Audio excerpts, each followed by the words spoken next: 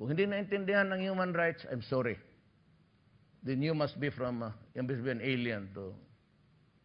Dito nga sa terrorism, any wrong, magdukot ka ngayon, pagsabi ng police, dapa ka. Magdukot ka sa bulsa mo, ang nadukot mo saging, patay ka pa rin. And yet, it is now justified.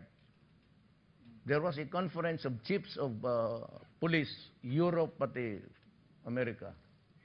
And they came up with this almost abominable. Magdukot ka, basta magdukot mo. Or if they think that you're about to draw something from your body, kasi takot sila sa terorista yung magpakamatay. Suicide bomber. So that's the rule now.